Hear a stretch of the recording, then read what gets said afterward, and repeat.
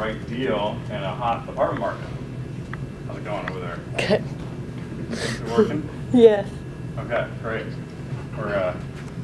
We started a new production company today. Got it all worked out? Getting there. Takes a few times. Okay, so today we are going to focus on finding the right deal in a hot apartment market like we talked about. We'll focus on three things. One, what is changing in the market and what's happening. The second thing to remember is there are specific things that buyers are doing to increasing the probability of success. And the third thing to remember is if you can see where the market's changing and evolve with it, you may have a tremendous advantage in the marketplace to get what you want. So what we'll do today is we'll start with a brief summary of how we got here, talk about the specific things that I'm seeing buyers do in the market locally and nationally. So you guys can take those specific items to add to your repertoire. And then the third thing, if you guys have a tiny little bit of audience participation, we'll make sure we are not missing anything in the market that people are doing. And we'll go from there. So we'll dive in. Oh, we also have a little prize for the audience participation here, which is really delicious at the Pont UOR Joseph Bernard special.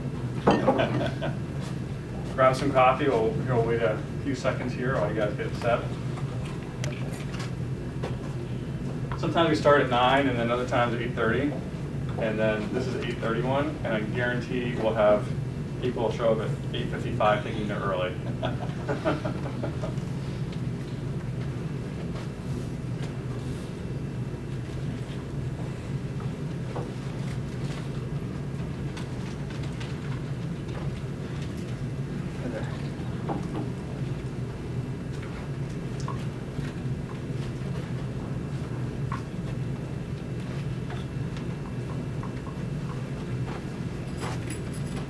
And then once we're done with we'll go over what's happened, the specific items to do that I'm seeing happen. Once we're done with those, you can ask questions anytime, just raise your hand.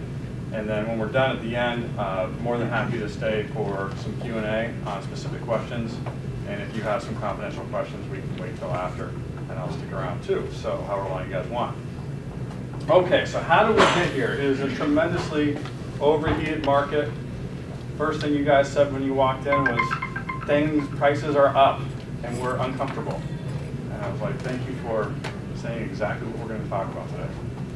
How do we get here? Well, I pulled up some of the information from the previous annual buyers seminars. And when you look at what happened, I was looking at the trends from the seminars in 2011 and 2014. Very fascinating to me because it was the lending data almost the same as it is today. The only difference is rates actually went down. So still probably 5 to 7 year fixed money, still 70 to 75% loan to value, still the same debt service coverage banks are wanting. There are recourse and non-recourse options. Those things are very beneficial for buyers with lending in the market.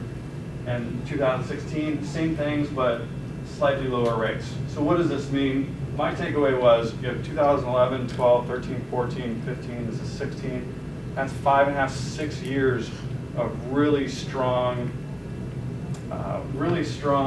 market for buyers. So it's no wonder that there are more buyers than sellers in the market because we've had 5 or 6 years now of rates really incentivizing buyers to buy. So no surprise that we're here. The last time, 2 years ago, I looked at the top 7 things that investors were doing in the marketplace. And it's interesting, I said the top 7 here for 2014 wouldn't even make the top 7 in this year's list, which we'll go over. And if you look at the focus on these things that were really specific to the deal, was really important. Know your rental market, know the sold comps, tips on presenting offers, understanding, getting to the reality of what the building issues are. Do you renegotiate or not? make sure your management strategy matches up with the building that you're buying, and collating a professional loan package, really critical. Those are the top 7 that I was seeing in 2014. To me, again, none of these would make the list. These are all very important, but there are other things that are becoming more important. Come on in. Excuse me, is this what you're looking for? Thank you. Okay, so before we go to the top 7 things for 2016, take a look at your notepads, which is an amazing product placement for you. But take a look at the notepads. Think about the last time you bought an apartment building. And if you haven't bought an apartment building, last time you bought a house. And if you haven't bought a house, last time you bought a car. And since we're in Portland, if you haven't bought a car, you bought a bike. So, write down the year that happened. So preferably real estate. Just think the last time you made a purchase. Now, so think about, I'm not going to spend too much time on this. Think about the one thing, the one tip, or the one thing that helped you the most in that process, that either gave you the best deal or gave you the best opportunity for success. So if you have one item, maybe it was the neighbor called you and wanted to sell their house. Maybe it was one of the items that we talked about here. Maybe you renegotiated a better deal. Whatever it is. If you have one thing, that one tip that really helped you the most, take 30 seconds and write that down.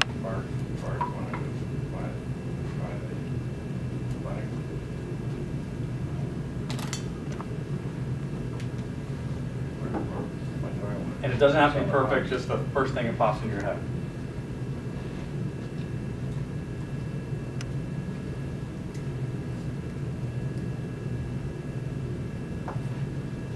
Now, what we'll do is we'll compare these to these 2 lists and see how they match up. But if you could tear that top sheet off and pass them to the front, you can turn them over so nobody sees it. We'll keep it confidential. Just so you know, our favorite answer will win the bottle of wine. So we'll go by audience response, and if there's no the tiebreakers, then I'll break the tie. But go ahead and pass those up. Thanks. Thank you.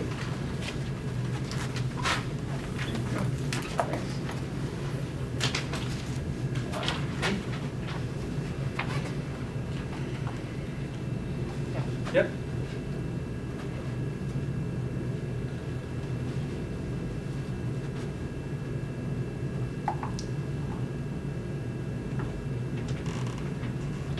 And these notepads and pens are yours to keep and to take on every meeting you ever go on. Thank you. Okay, we'll come back to these. So, looking at the top 7 items that I'm seeing in 2016 from other investors, seeing other investors do some, usually not all of these tips, usually it's 1 or 2 or 3, but I'm collating what I'm seeing in the market and providing for you guys. Again, this is not a lecture series, this is illuminating what I'm seeing in the trenches to give you guys ideas and hopefully spur on your own thought processes after we're done or during today to come up with more ideas. So we'll go to the top 7 items that I'm seeing people do. The first item I was hesitant to put on here because I was worried that it would look salesy. And then I thought, well, it's not salesy at all, it's really important. And I've seen this happen a few times. So at the risk of appearing salesy, the first item is be the first on a broker's list if you're looking to buy a property. And it doesn't have to be any specific broker. I'm not talking about me or my firm. It could be any brokers. But here's why. Not all the time, but very often, the pipeline starts with sellers going to a broker in the market. And a lot of times the broker in the market is the bottleneck. They know about the property on the market first, and then the broker goes out to market. So not all the time. Again, sometimes your neighbor wants to sell, and you've had a relationship with them for 20 years, and it makes perfect sense. But in a lot of cases, this is how it goes out to the market. So I recommend figure out what type of property you want to buy, whether it's houses or redevelopment or land or apartments or warehouses, whatever it is. Figure out what you're looking to buy. Take your time interviewing the brokers if you want to be first on their list. Choose a broker and go with them. That's one way to go. The challenge of when people try to be first on every broker's list, they end up being first on no broker's list. So that's the challenge. And no broker can see 100% of the market. You just want to give yourself the best shot. Quick story to illustrate this point. This happened time and time again. My colleague Phil had an example of this on a property that just closed. Buyer called him up and said, I'm looking to buy a property. Here's how much down payment I have. Here's the size I'm looking for. Here is the zip codes I'm looking for. Can you help me find this property? And in return, I will go through you no matter what and give loyalty to you. Phil agreed and said yes. Got on the phone, spent a few weeks searching for the property, found something that the buyer liked, made an offer, they came to an agreement, and the buyer successfully closed. That's an example of being first on a broker's list. So first look becomes really critical in this type of market.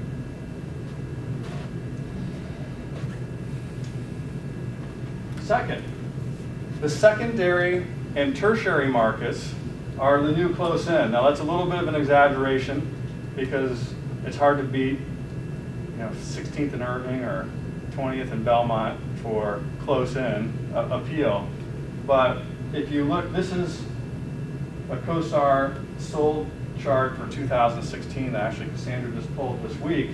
You can see, obviously there are a bunch of deals. Each one of these diamonds represents a closed deal. Obviously there's a bunch in Portland and there's 100 or so in here. But then you can see the Salem area and surrounding area, a couple in Canby, McMinnville, Oregon City, Longview. More and more deals are becoming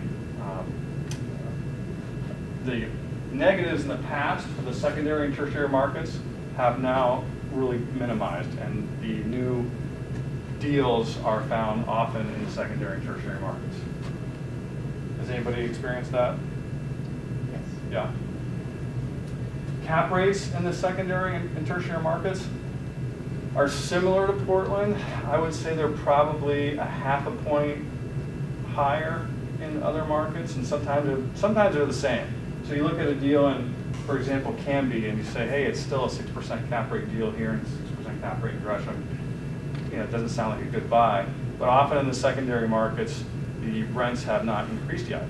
So that 6% cap rate really is closer to a 7, 7.5, sometimes 8% cap rate because of the rents have been so flat for so long. So there could be an opportunity there. The third item on what I'm seeing buyers do to find deals in a hot market, make unsolicited offers.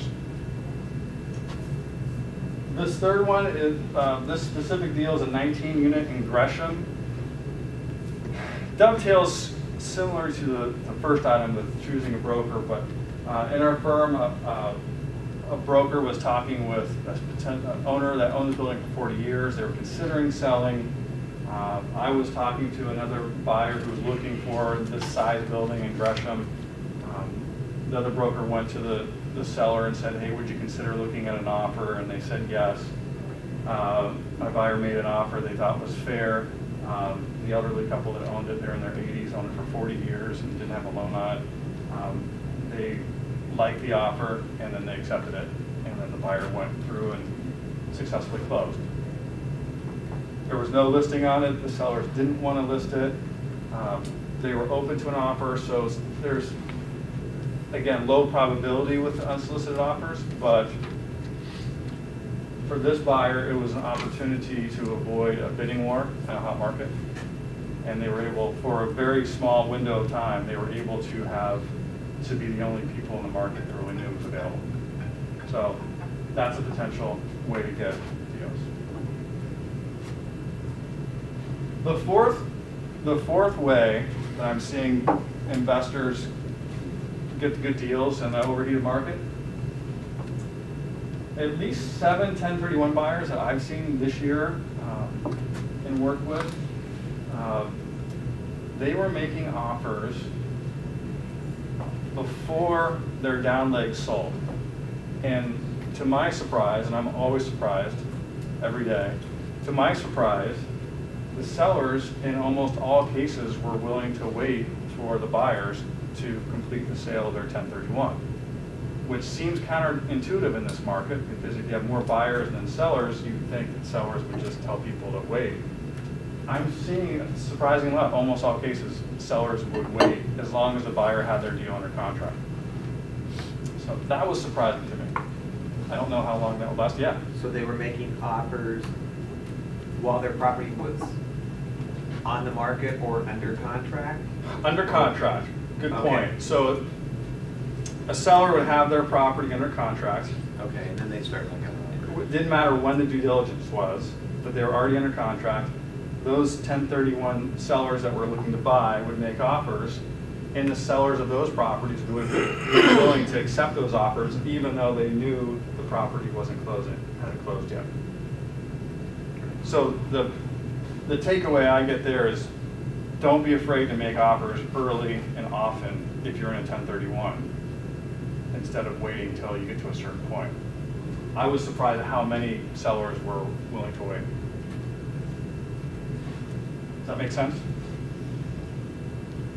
Okay, the fifth item that I'm seeing buyers do to increase their probability of success: make your strongest offer first. Again, I would say, in the past, there's very, the pattern, it's almost like the Arthur Murray, the dance steps on the floor, where you step one, go here, step two here, and then it's almost that same dance steps routine with buyers and sellers. Buyer will offer here, and the seller counter here, and the buyer knew that they were going to offer more the second time around, so they wait. It's almost that same dance step I've seen over and over again. I'm sure you guys have seen it too, no surprise. In this market, now this is what's surprising to me. This is just another story for a microcosm of what I'm seeing. A property in Northeast 80th, Gleason last year, 7 months ago, had 13 offers on the property. And it was a rundown property with 13 offers. And I had a buyer that ended up getting it, and this is the only time I've seen this, but he put an escalator clause in his offer, saying he would pay X dollars more than the highest all-cash offer, and it was an all-cash deal. And he had success with this buying houses, so that's really interesting.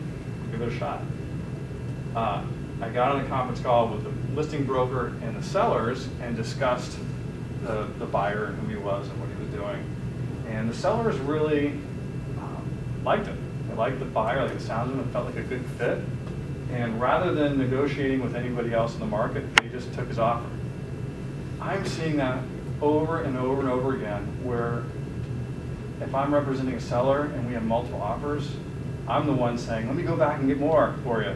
And a lot of times the sellers are saying, no, we like this one right here. Let's go with this guy. So there's sometimes sellers have a perception that for some reason they think one buyer based on their offer is a better fit right away. And that may be true, maybe not. I usually like to go back and ask questions and ask if they want to raise their offer, because you'll learn a lot more about the buyers at that point. But sometimes sellers will tell me though they like a certain buyer. The net result of that is they won't counter back to all the other offers, and they just pick one right out of the gate, which is surprising to me in this hot market. What does that mean for you guys if you're buying? Probably wouldn't want to give your lowball offer first. You probably want to go closer, maybe if it's not your best, close to your best, because you may not get an opportunity to come back. Yeah, I was just to say, in that situation, I guess, generally, I think people know if there's multiple offers, they're going to probably go with their best or pretty close to it up front. So to come back after and ask for more, it's probably harder to do than now, I think. It's But harder. It's done. It's harder to do. It's harder to go back to those people who've got a dozen offers and say, hey, give us more. Well, we knew there were a dozen offers, so we gave you our best Right, right now. right. So, you know, but there's always money on the table, but how much? So if we go back to the great point, yes, in normal times, I totally agree with you. Absolutely. You tell somebody, hey, we got multiple offers, bring your best offer now. Normally, yes. If we go back to the title of the seminar, I mean, the very first slide, right? The key is finding a deal in an overheated market. This is turbocharging everything, and buyers are really uncomfortable, and that's a spot where, yes, even though typically you'd say, you'd assume people would make that. Yeah. I think some sellers are feeling that way, like maybe it's hard to go back, but some sellers aren't, and they're going back and getting more. Yeah. I mean, I had one on a residential property, yeah, and it was that situation, it was a cash offer. And Right. my client said, let's go back and ask them for more. Right. And they knew it. And I thought they might walk. Right. But no, they came up with some more cash. And the key is overheated. Right. That's exactly the point. So, so there's a bunch of techniques. If you put your offer first, your best offer first, and then let the seller know, this is my best offer, I'm not going any higher, you may be able to capitalize on that energy of, hey, I really like this guy. You know, he was upfront, he's honest, or whatever. I like the feel of it. I'm going to go with this guy, and I don't want to lose him. So, again, overheated is a key word, and it's a really uncomfortable spot for buyers. And I empathize it. I see it every day, and it's just, I was empathizing with sellers in 2010 too. It was totally the opposite. Okay, to your point. Now we start 6 and 7, we start doing something that is a really bad idea for me to do, which is tell people how to feel. That's a horrible idea. It never works out, and I'm going to step right into that problem spot anyways. So, the number 6, get comfortable feeling uncomfortable. And again, I'm seeing every buyer in this market feel uncomfortable, so I'm assuming that you guys will feel uncomfortable too. And the key is, if you can get comfortable with that feeling, and then figure out what your negotiables are on the uncomfortable feelings and what your non-negotiables are, that'll help you get clarity and get an edge in the market.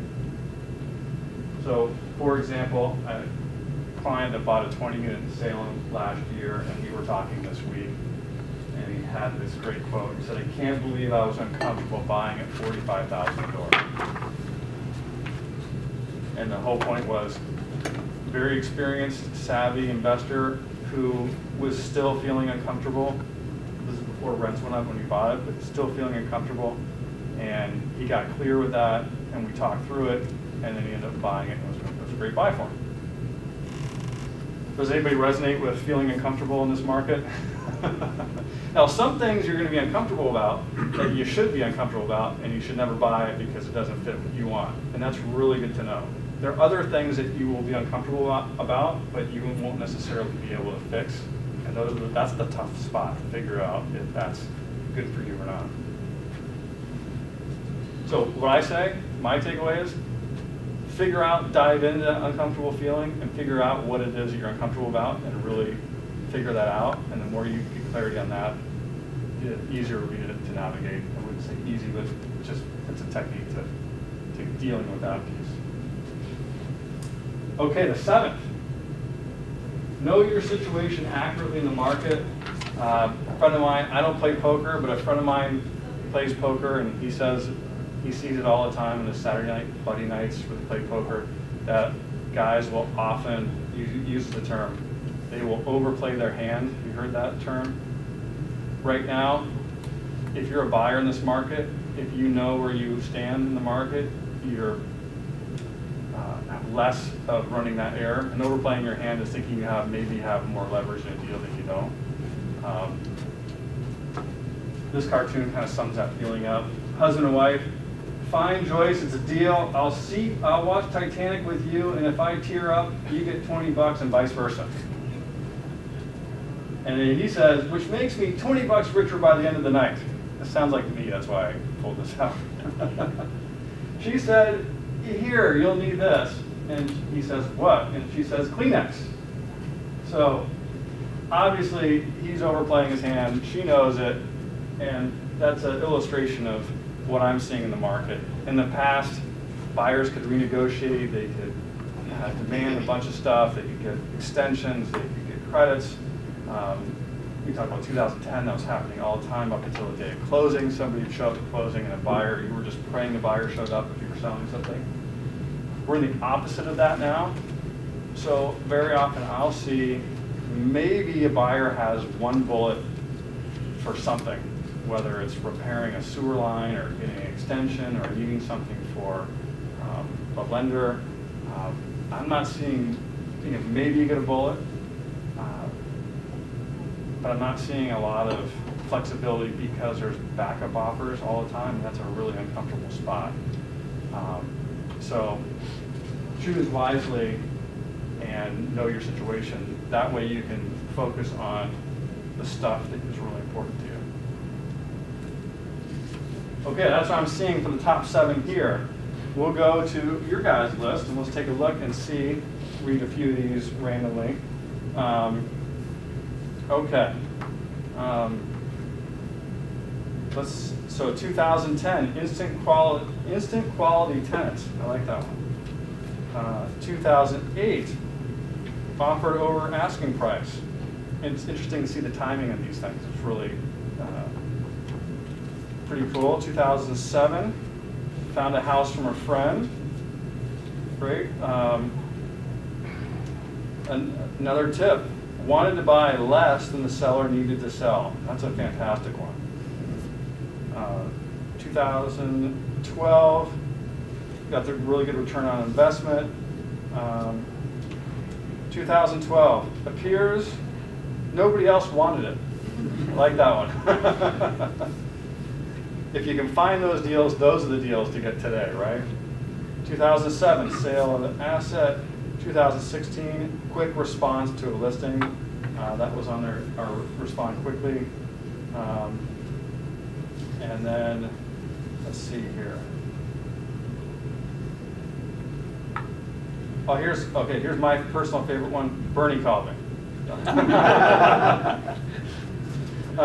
So you look at the timing, it's interesting. A lot of these were about access. Quickly, a friend, what I see in these, similar to these, is I always look for the dysfunction in every deal, because usually that's where the opportunity is. This one's perfect here. Appears nobody else wanted it. That's really good dysfunction. And that's how you find a good deal. I really like those. Anything else that anybody's seeing in the market, in the buying market today? Or any questions that you guys have? So we'll go to Q&A now. We talk about any of these points or whatever you guys want, what I'm seeing in the market. Yeah? If you're a buyer and you're looking at making a cash offer as opposed to making just an offer with a conventional loan, is there a premium for that a buyer could expect? So if you're gonna, there's a price they're asking and you pay cash, right? Could you expect that maybe you would, what percentage you might get a better deal from the guy financing? Yeah, fantastic question. In the past, yes. Today, no discount on price, but it may get you in the top 2 deals. Okay. So it may get you the deal. So that's the discount. Is that what you guys are seeing too? Maybe? John, you had a question? Okay. Yeah. A few of these points, that's a really great one. In the past, you'd be like the guy saying, hey, I'm going to win this bet. Today, you would be overplaying your hand, and the seller would look at you and go, that's nice, but I don't care. I got 4 offers, and they're $100,000 more than yours, and there's tons of lenders out there that want to lend, and lending's not a problem now, so I'll just wait an extra month for my money, no big deal. Are you hearing any hesitation or the beginnings of hesitation with the potential risk of rent control coming into play? Yeah, I haven't heard people say I want to buy or I want to sell because of the rent control. I've heard people say, they usually ask me, what have you heard about rent control? Mhm. But I haven't heard anyone say, actually one guy say,